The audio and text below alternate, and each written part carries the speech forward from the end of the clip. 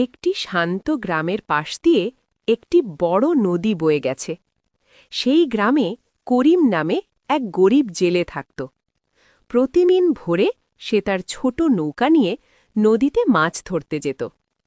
একদিন সকালে করিম জেলে জাল ফেলে অনেক মাছ ধরল। সে খুশি হয়ে মাছগুলো নৌকার ভিতরে রেখে আবার জাল ফেলতে নদীর একটু দূরে গেল। কিন্তু করিম জানত না নদীর ধারে একটি পুরনো গাছের উপরে একটি ভয়ঙ্কর পেতনি থাকত। পেতনি খুব মাছ খেতে ভালোবাসত। করিম যখন নদীতে জাল ফেলতে ব্যস্ত, তখন পেতনি ধীরে ধীরে গাছ থেকে নেমে এসে নৌকার ভিতরের মাছগুলো চুরি করে খেতে শুরু করল।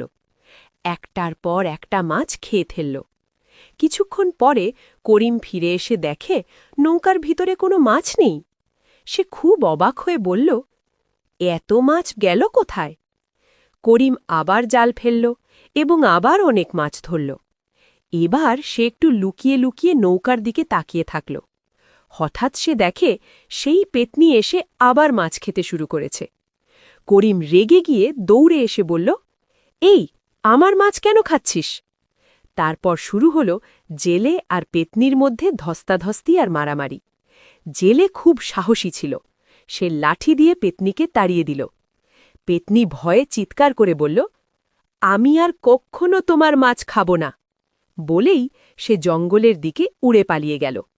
তারপর করিম শান্তভাবে মাছ ধরল। নৌকা ভর্তি মাছ নিয়ে সে গ্রামের বাজারে গেল। বাজারে সব মাছ বিক্রি করে করিম টাকা পেল। সেই টাকা দিয়ে সে তার পরিবারের জন্য খাবার কিনল এবং সুখে সংসার চালাতে লাগল।